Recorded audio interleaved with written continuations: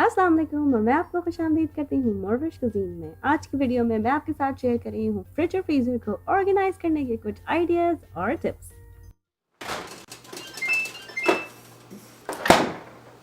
अब अगर ये फ्रिज इतना ही स्मार्ट है तो ये इतनी मेहनत करने की हमें ज़रूरत नहीं पड़ती। मैं इस फ्रिज को सबसे पहले डीप क्लीन कर रही हूँ और उसकी वीडियो मैं आप लोगों के साथ ऑलरेडी शेयर कर चुकी हूँ। वो उसका लिंक मैं डिस्क्रिप्शन बॉक्स में डाल दूँगी। फ्रिज को अच्छी तरीके से साफ़ करने के बाद अब ये वो कुछ आइटम्स हैं जो मैं मोस्टली डॉलर ट्री से लाई हूँ, जो फ्रिज को ऑर्गेनाइज करने में हेल्प करेंगे। ये चॉपिंग मैट्स हैं, एक पैकेट में 2 आते हैं।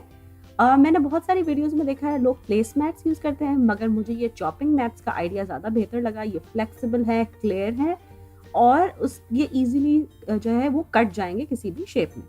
फिर मैं ये डिश पैन्स लेकर आई हूँ जो परफेक्टली फिट होते हैं हमारी बॉटम ड्रॉअर, जो चीज़ ड्रॉअर और मीट ड्रॉअर्स में।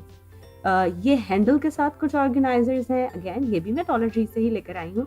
इसमें आसानी से हम कुछ भी चीज़ें स्टोर करके इसे पीछे की तरफ रख सकते हैं ताकि ईज़ी पुल आउट कर लें। 2 कुछ कंटेनर्स ये हैं और ये छोटे कंटेनर्स हैं जो एक पैकेट में 2 आते हैं, ये भी मैं फ्रिज की ऑर्गेनाइजिंग के लिए यूज़ करूँगी।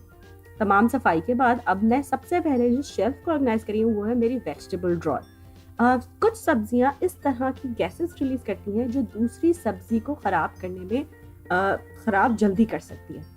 तो इसलिए ये डिफरेंट साइजेस के कंटेनर मैं अपनी वेजिटेबल ड्रॉअर में रखूंगी ताकि मेरी एक सब्जी की वजह से दूसरी सब्जी खराब ना हो। जो बड़ा कंटेनर है उसमें मैं टोमेटोज को बिल्कुल सेपरेट रखूंगी कि टोमेटोज अगर गल जाए तो सब बाकी सब्जी को खराब करते हैं। जो छोटा कंटेनर है उसको मैंने अपने हर्ब्स यानी हरा धनिया, हरी मिर्चें और इस तरह की चीज़ें स्टोर करने के लिए यूज़ कर रही हूँ और जो बाकी स्पेस में उसमें बाकी सब्जियाँ रख रही हूँ। तो इस तरह ऑर्गेनाइज होगी मेरी वेजिटेबल ड्रॉअर। अब बॉटम ड्रॉअर को ऑर्गेनाइज करने के लिए जैसे पहले भी जिक्र किया मैं यूज़ कर रही हूँ डिश पैन जो परफेक्टली इसमें फिट हुए हैं। एक डिश पैन में मैं तमाम चीज़ यानी पनीर ऑर्गेनाइज करके रख रही हूँ और बाकी जगह पे मैं बाकी सामान रखूँगी। ये कटिंग मैट्स जो कि मैंने आपको पहले दिखाए थे ये मैं तमाम शेल्फ में लगा रही हूँ और जैसे मैंने पहले भी जिक्र किया इनको काटना बहुत आसान है। ये मेरा वो एक कॉन्डिमेंट्स का बिन है जिसमें परफेक्टली कट करने के बाद ये फिट हो चुका है और कॉन्डिमेंट ड्रॉअर वापस जगह पे जा चुकी है। फ्रिज या फ्रीज़र में कोई भी चीज़ परमानेंट नहीं होती।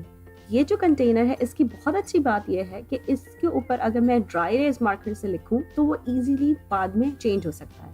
तो इस एक कंटेनर को मैं ब्रेकफास्ट आइटम्स के लिए यूज़ कर रही हूँ और दूसरे कंटेनर्स के अंदर मैंने अरेंज किए हैं अपने योगर्ट जो हमारे यहाँ नाश्ते और स्मूदी में यूज़ होते हैं। एक छोटा सा ये एक्रेलिक कंटेनर भी लाई थी ड्रिंकेबल योगर्ट के लिए। अब हम क्योंकि रमज़ान आने वाले हैं तो मैंने ये अपनी जो अचार चटनियाँ हैं उनको ऑर्गेनाइज़ किया है फ्रंट पे और ये साइड में जो मैंने ऑर्गेनाइज़ किया है ये मेरे वो रोज़मर्रा का सामान है जो खाना पकाने के लिए इस्तेमाल होता है। इन अचार चटनियों के साथ हरी चटनी ख़त्म है और बहुत जल्द मैं दूसरी बनाने वाली हूँ। साथ साथ ये तमाम बाकी अचार चटनियाँ सब मौजूद हैं और नीचे मैंने अरेंज किए हैं अपने तमाम लेफ्ट ओवर्स खाने और सब चीज़ें। ये है वेजिटेबल ड्रॉअर जो कि मैं आपको अभी ऑर्गेनाइज करते हुए दिखा चुकी हूँ कि किस तरह ये इजीली कंटेनर इसके अंदर फिट हो चुका है। अब उस फ्रूट के ड्रॉअर में जो चीज़ें अगेन गैसेस रिलीज करेंगी वो मैंने स्टिल पैकेट में छोड़ी हैं। ये वो बॉटम ड्रॉअर जिसकी मैं पहले बात कर रही थी, जो तमाम चीज़ के ब्लॉक्स हैं या चीज़ स्लाइसेस हैं वो सब इसमें आ गए हैं। इवन अगर हमें बाहर भी निकालना हो तो ईजिली स्लाइड आउट हो जाता है। जो मेरे पास एक्स्ट्रा चीज़ होती है उसको मैं जिप लॉक बैग में बंद करके रखती हूँ और इसके अंदर चीज़ स्लाइसेस इजीली साइड में ऐसे खड़े हो गए तो बच्चों को भी अगर सैंडविच बनाना है तो वो आसानी से इसमें से निकाल सकते हैं। एक्स्ट्रा बचे हुए बटर वगैरह भी मैंने इसी कंटेनर में रखे हैं। तो साइड में क्योंकि ये सबसे एक्स्ट्रा ठंडा ड्रॉअर है तो इसके अंदर बाकी कॉन्डिमेंट्स सैलड्स वगैरह इसके अंदर आ गए और इस तरह मेरा फ्रिज अब कम्प्लीटली ऑर्गेनाइज है। मुझे बेस्ट चीज़ ये कटिंग मैट लगी। ये ना सिर्फ शेल्फ में बल्कि साइड में बिन्स में भी परफेक्टली आ गए हैं। कोई स्पिल कोई भी चीज़ हो बस इनको निकाल के हम धो सकते हैं। और दूसरी इंपॉर्टेंट और ख़ूबसूरत चीज़ ये वाले कंटेनर्स हैं। आप इजीली हैंडल से इनको बाहर पुल आउट कर सकते हैं।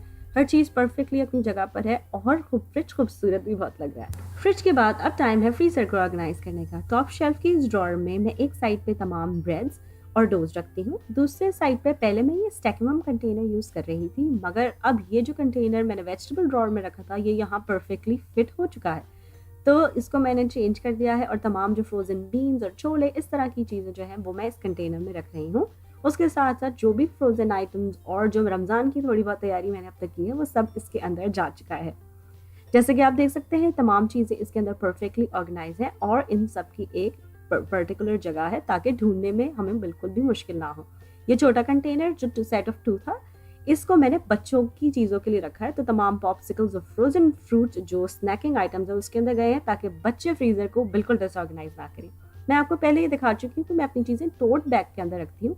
ये बैग फ्रोजन फ्रूट्स का है, दूसरा बैग फ्रोजन वेजिटेबल्स का है और साइड में तमाम नट्स इसके अंदर रखे हैं। इस एक बैग के अंदर मैं अपने तमाम मीट को स्टोर करती हूँ।